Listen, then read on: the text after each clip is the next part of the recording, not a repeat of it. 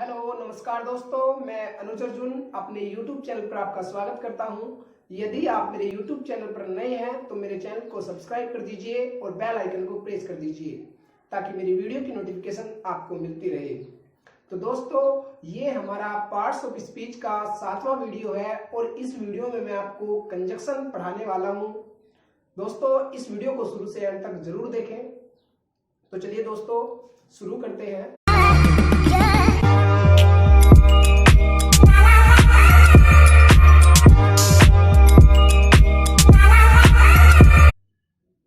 तो देखिए दोस्तों, कंजक्शन को हिंदी में संयोजक कहते हैं। कंजक्शन की डेफिनेशन देखिए, the word that joins two words, phrases, clauses और सेंटेंसेस। वे शब्द जो दो या दो से अधिक शब्दों या फ्रेजेस या क्लोजेस और सेंटेंस को जोड़ते हैं, उन्हें हम कंजक्शन कहते हैं। एग्जाम्पल देखिए, जैसे विधि और पूजा पढ़ रही थी। विधि और पूजा को जोड़ने का काम यहाँ पर एंड ने किया, तो यहाँ पर एंड हमारा कंजक्शन है। और देखिए, वे भाई और बहन हैं। They are brother and sister, तो ये एंड यहाँ पर कंजक्शन है। अब देखिए, वह बीमार है इसलिए वह दौड़ नहीं सकता। वह बीमार है इसलिए वह दौड़ नहीं सकता। ही इज इल सो, तो यहाँ पर सो हमारा कंजक्शन का काम कर रहा है। ही कैन नॉट रन, वह दौड़ नहीं सकता। दोस्तों, कंजक्शन का यूज करने से दो वाक्यों को जोड़ने पर तो वाक्य का अर्थ पूरा निकल जाता है। कंजक्शन का यूज वाक्य में करने से सबसे पहले हम पढ़ेंगे इंटेरोगेटिव कंजक्शंस। दोस्तों, इंटेरोगेटिव कंजक्शन देखिए, जैसे वैन का मतलब होता है कब। कै की जगह जय का यूज होगा, तब ये हमारे कंजक्शन कहलाएंगे। जैसे वेयर मतलब होता है कहां, लेकिन जब जहां का अर्थ निकले तब हम वेयर का यूज कंजक्शन के रूप में करेंगे।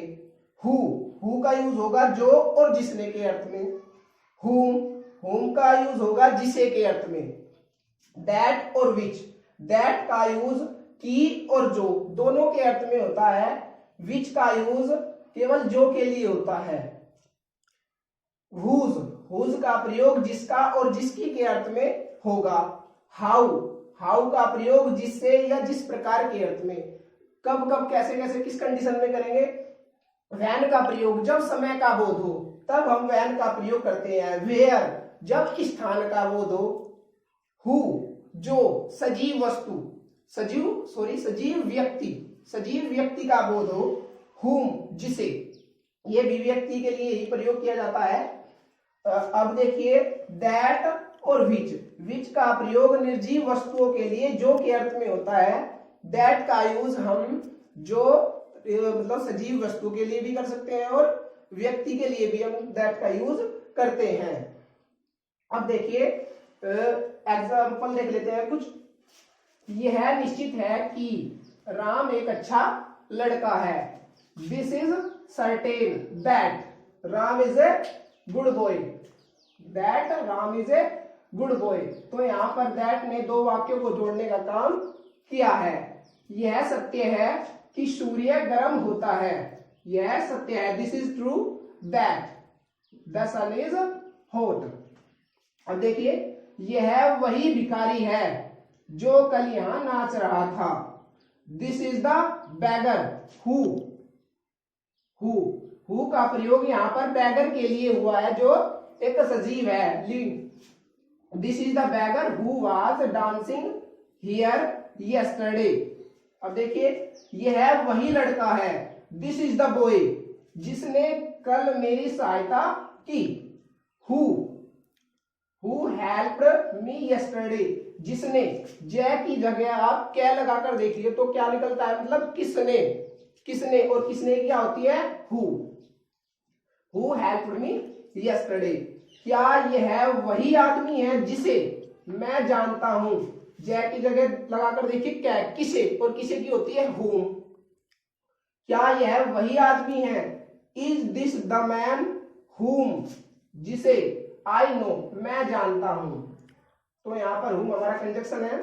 यह वही लड़की है दिस इज द गर्ल, जिसकी आंखें नीली है। Whose eyes are blue.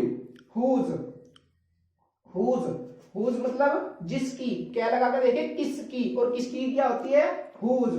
तो जब क्या की जगह जय का यूज हो जाए तब हमारे इंटरोगेटिव वर्ड्स कंजक्शन का काम करते हैं।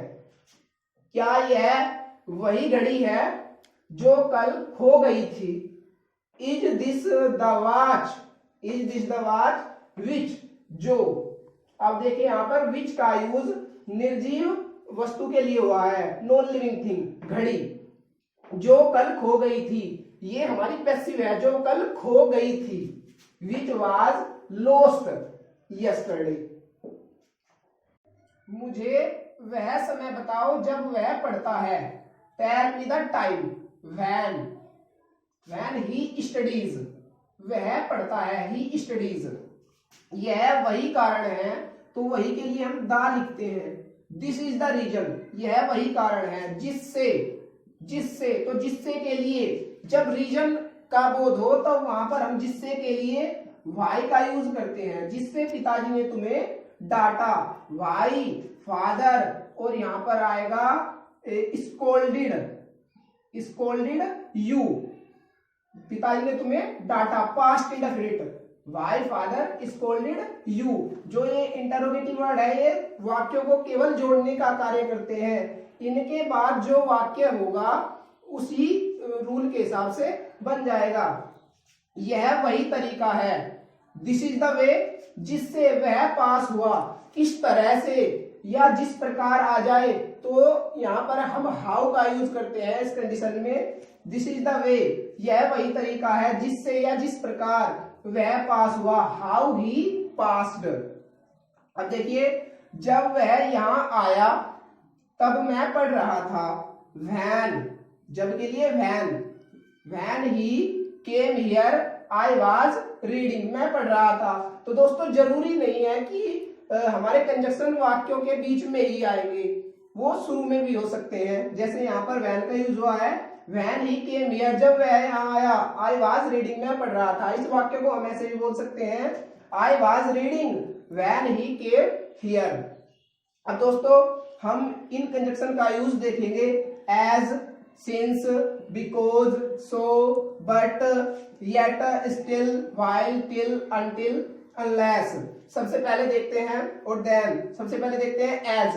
एज का यूज जैसा के तौर पर, के नाते के अर्थ में होता है। जैसे जैसा तुम चाहते हो, आप बोलते हो ना, जैसा आप चाहते हो, जैसा तुम चाहते हो, एज यू वांट, जैसा आपको अच्छा लगे, जैसा तुम पसंद करते हो, जैसी आपकी इच्छा, एज यू लाइक, जैसी आपकी इच्छा, एज यू विश। तो ऐसे हम जैसे जैसे के अर्थ में एज का यूज करते हैं। अब जैसे का यूज हम देख लेते हैं, के तौर पर, मैं यहाँ एक अध्यापक के तौर पर काम कर रहा हूं, तो काम कर रहा हूं प्रेजेंट कंटिन्यूअस का वाक्य है हमारा। I am working here as, as a teacher, यहाँ पर एज का यूज के तौर पर के अर्थ में हुआ है। जो हमारा कंजक्शन है, एक पिता होने के नाते, के नाते के अर्थ में, यह मेरा कर्तव्य है। As, as a father, it is my duty, यह मेरा कर्तव्य है। अब देखिए सो का यूज, सो का यूज इसलिए के अर्थ में होता है, और जहां पर इसलिए के अर्थ में सो का यूज करते हैं वहां पर हम देयरफॉर का भी यूज कर सकते हैं।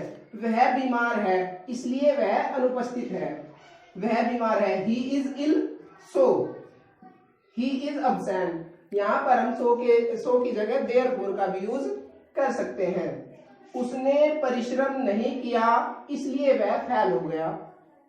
He did not work hard, he did not work hard, so इसलिए he failed, वह फेल हो गया। यहाँ पर भी हम therefore का यूज कर सकते हैं। अब देखिए दोस्तों बट का यूज, बट का यूज एक तो लेकिन के अर्थ में होता है और एक सिवाय के अर्थ में होता है। जैसे मैंने उसे बुलाया लेकिन वह नहीं आया, I called him but he did not come।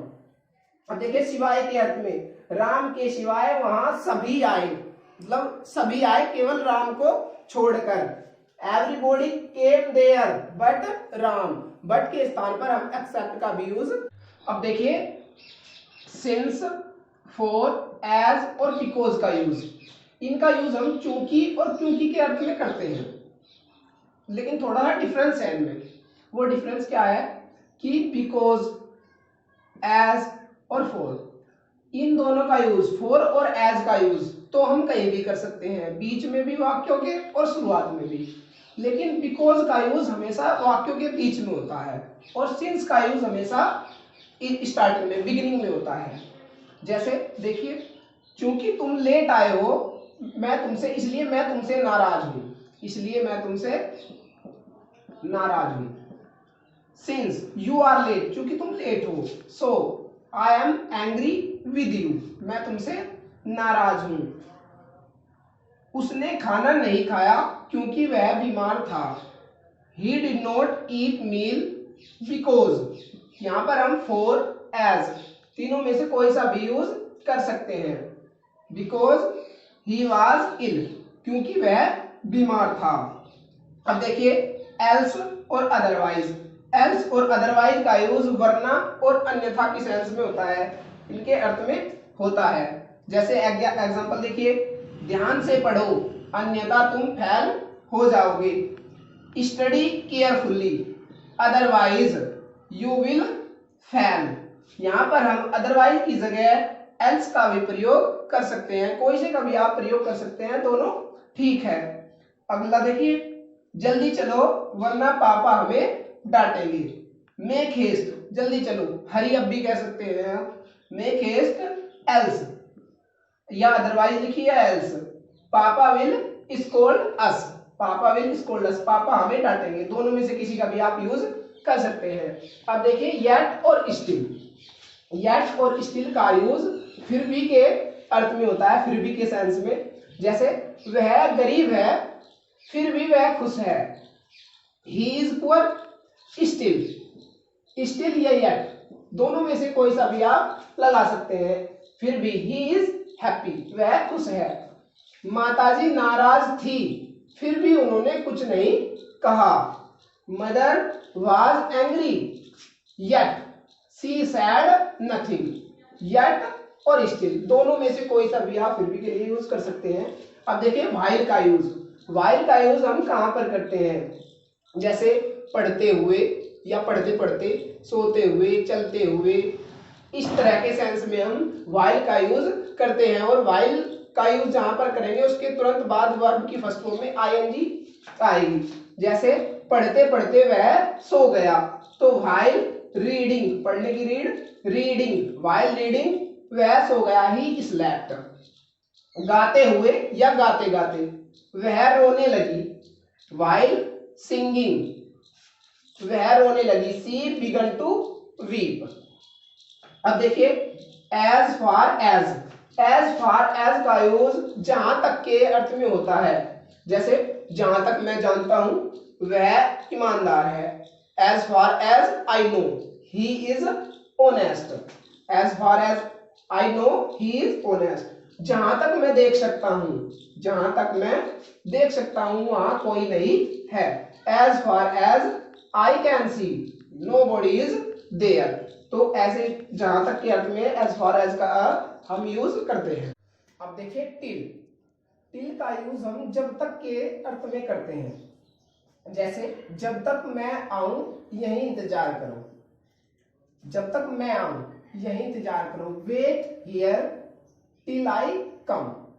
यदि सेंटेंस ऐसा होता कि जब तक मैं आऊंगा यही इंतजार करना, तो जब तक मैं आऊंगा, यदि सेंटेंस फ्यूचर में हो, जब तक के बाद सेंटेंस फ्यूचर में हो तब भी हम उसे प्रेजेंट इंडेफिनिट में ही बनाते हैं, ये बात आप याद रखिएगा।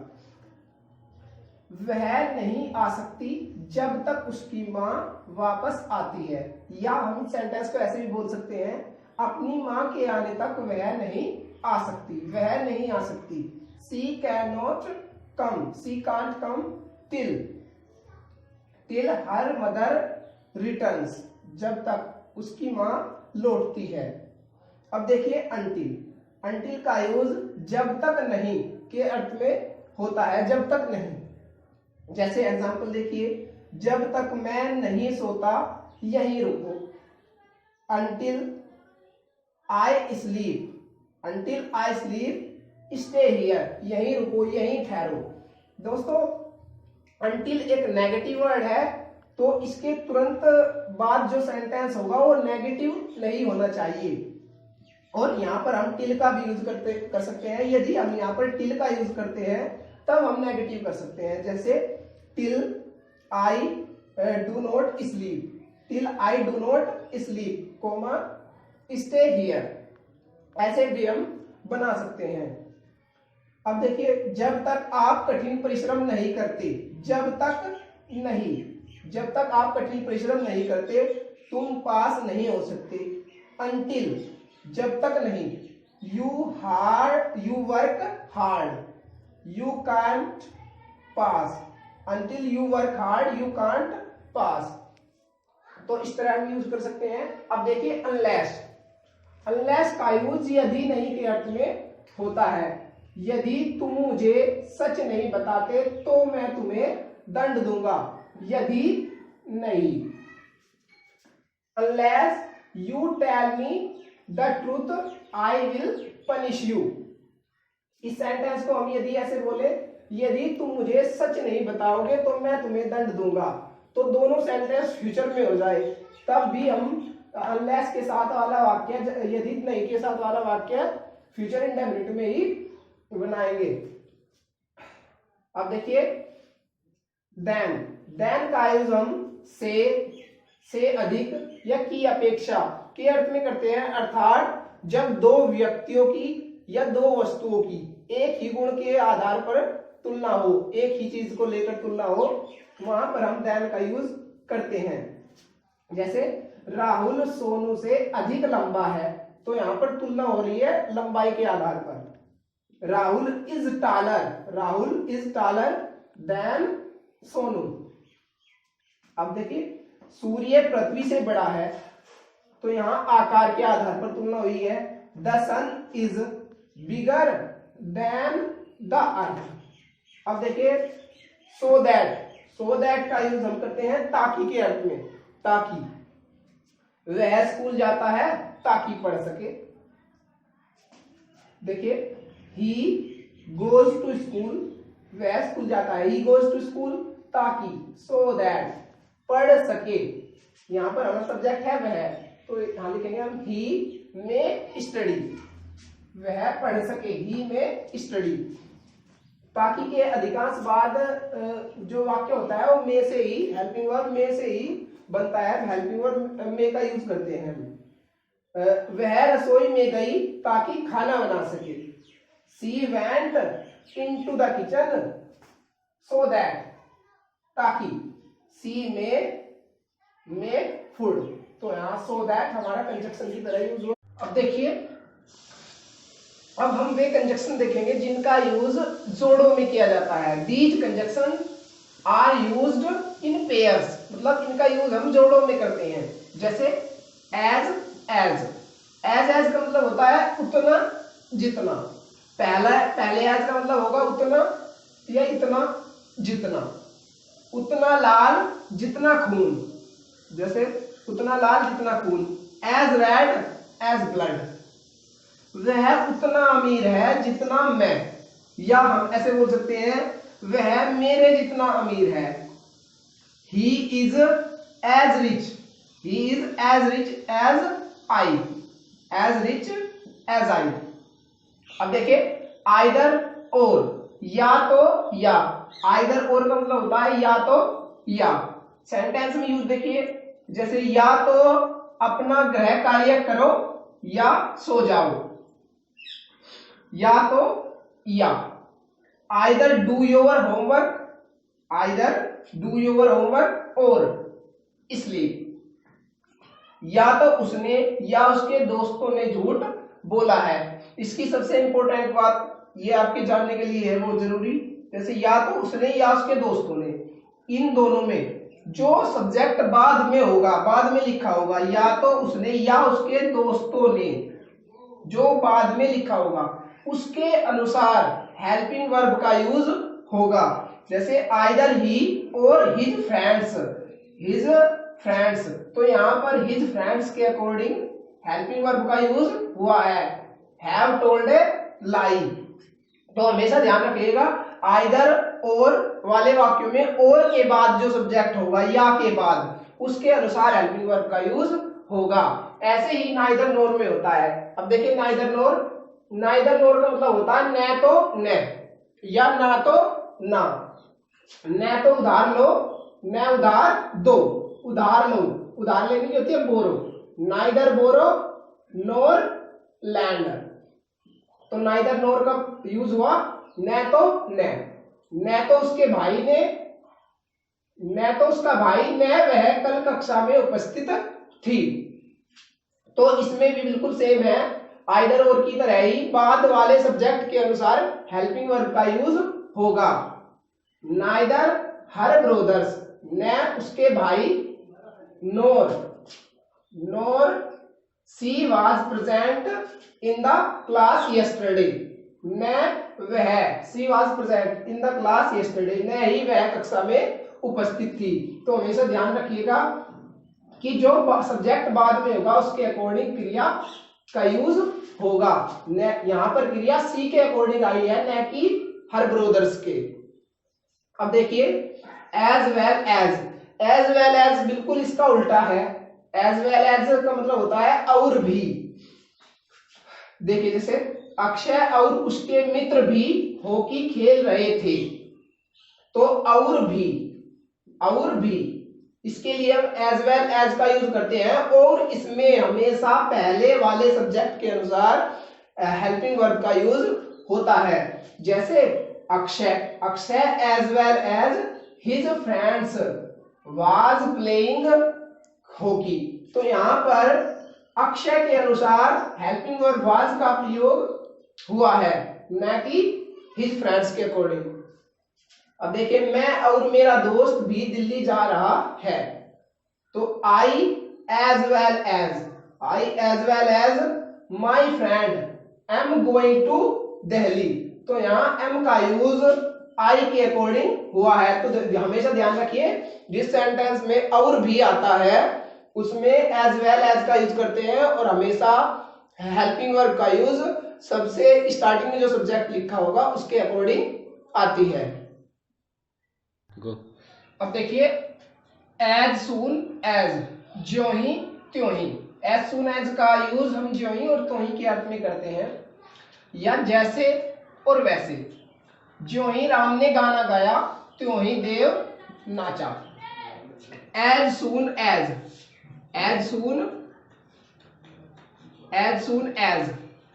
Ram sang a song, Dev danced. इस सेंटेंस को हम ऐसे भी बना सकते हैं, एज सून एज की जगह नो सूनर का यूज कीजिए, और उसके बाद जो सेंटेंस है, जैसे यहाँ पर सेंटेंस है पास्ट इंडेफिनिट, इसकी हेल्पिंग वर्ब पहले लिख देते हैं।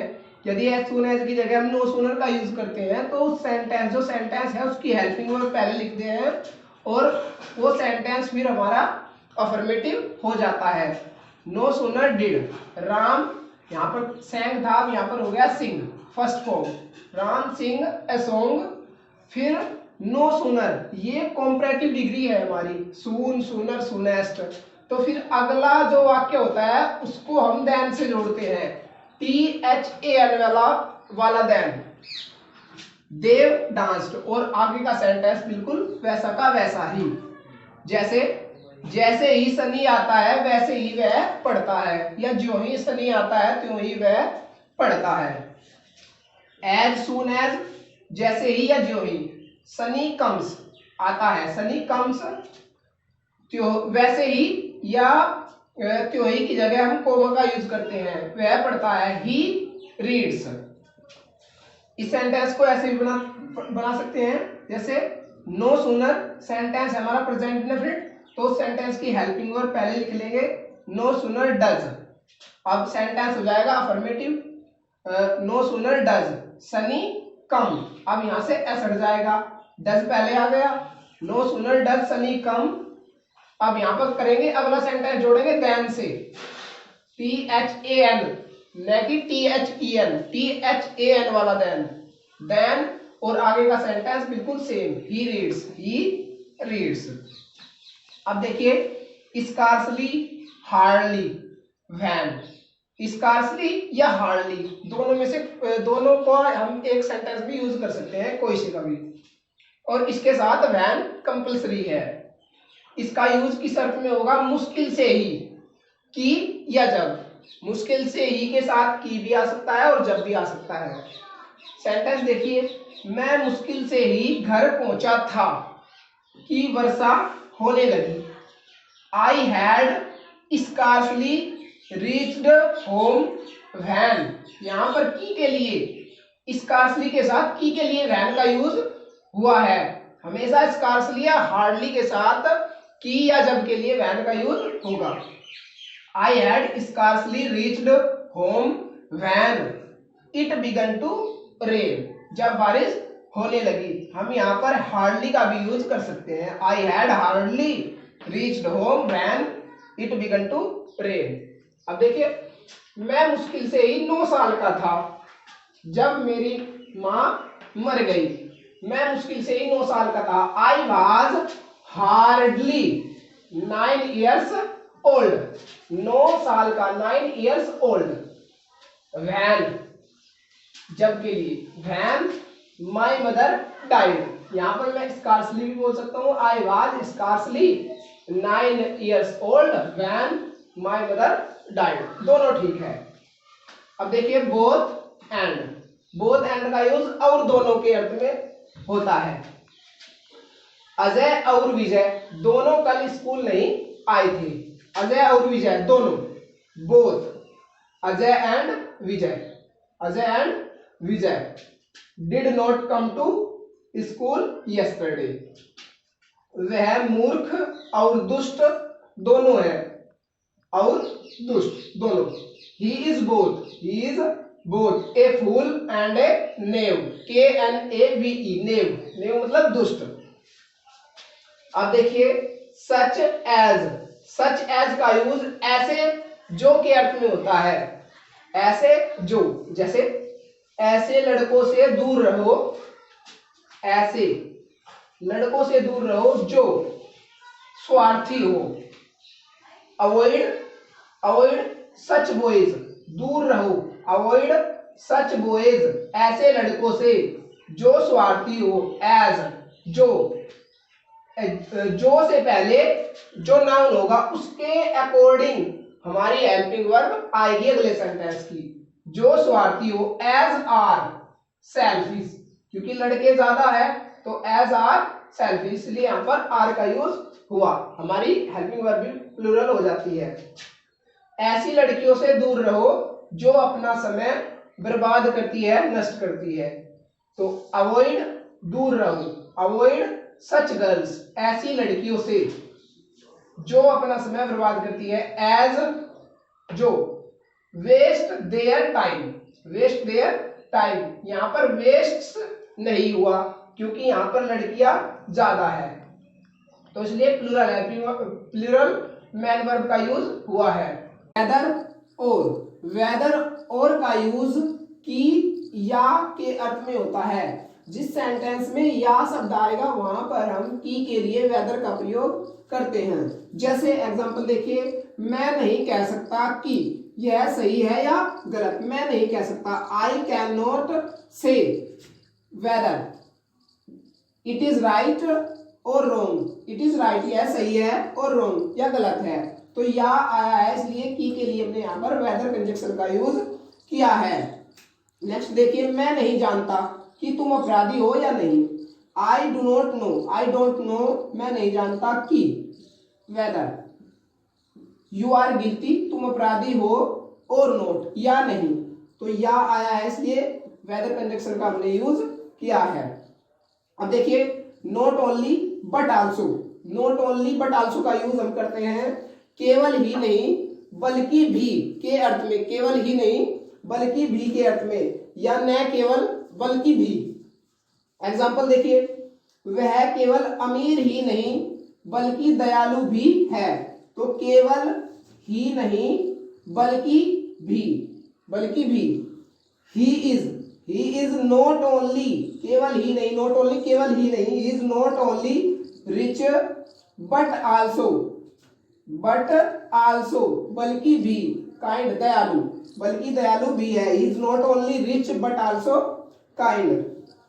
न केवल विपुल बल्कि अर्जुन भी हमारे साथ खेलेगा।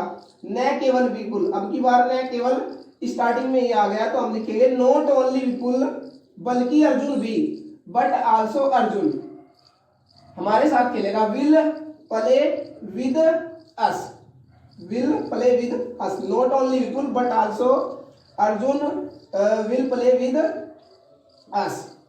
अब देखिए, वह केवल पीटा ही नहीं गया बल्कि अपमानित भी किया गया। वह केवल पीटा ही नहीं गया बल्कि अपमानित भी किया गया।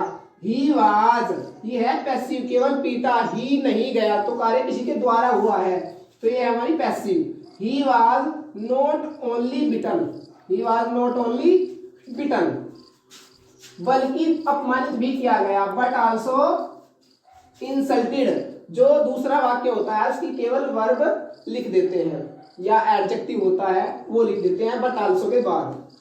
ही was not insulted but he was not only beaten but also insulted.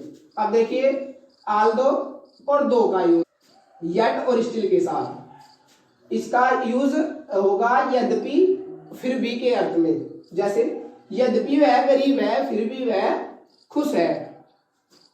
Aldous, Aldous यद्यपि, ही इज पुअर वह गरीब है, येट फिर भी, ही इज हैप्पी फिर भी वह खुश है। दोस्तों यहाँ पर हम आल्दो की जगह दो का भी प्रयोग कर सकते हैं, दो, THOUGH, और उसके साथ हम फिर भी के लिए येट और स्टिल दोनों में से कोई भी यूज कर सकते हैं। लेकिन आल्दो के साथ यदि हम फिर भी के लिए कंजक्शन यूज करेंगे तो उसके साथ हमें येट ही लगाना होगा। ये बात आप याद रखिएगा, आल्दो के साथ हमेशा येट का यूज होता है, जबकि दो के साथ हम येट का भी यूज कर सकते हैं, स्टिल का भी यूज कर सकते हैं और हाउएवर का भी यूज कर सकते हैं, HOWEVER। यद्यपि वह पागल है फिर भी वह किसी को तंग नहीं करता। यद्यपि, दो, ही इज मैड, दो ही इज मैड वह पागल है, स्टिल फिर भी, he does not tease anybody, he does not tease anybody वह किसी को तंग नहीं करता। यदि हम यहाँ आल्दो का यूज करेंगे तो हमें स्टिल की जगह येट का यूज करना होता है, क्योंकि आल्दो के साथ येट का यूज कंपलसरी है, जबकि दो के साथ हम फिर भी के लिए स्टिल और येट दोनों में से किसी का भी यूज कर सकते हैं। अब देखिए दोस्तों, ये सेंटेंस आपको बताना है कि इसमें किन कंजक्शन का यूज होगा। ही वाज वाउंडेड, वह घायल था। यहाँ पर आपको कंजक्शन बढ़ना है जिससे वाक्य का पूर्ण अर्थ निकल जाए। He went to school, he went to school. तो देखिए, ये सेंटेंस में आपको बताना है कि इस सेंटेंस में किस कंजक्शन का यूज होगा। ही वाज वाउंडेड, वह घायल था। यहाँ पर आपको कंजक्शन पढ़ना है ही वेंट टू हॉस्पिटल, वह अस्पताल गया।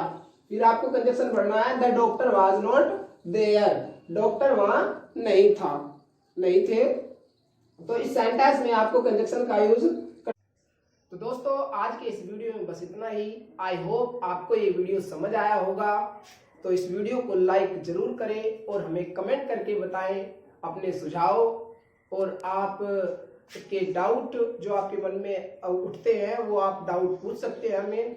और हमारे चैनल को सब्सक्राइब करना बिल्कुल न भूलें। धन्यवाद।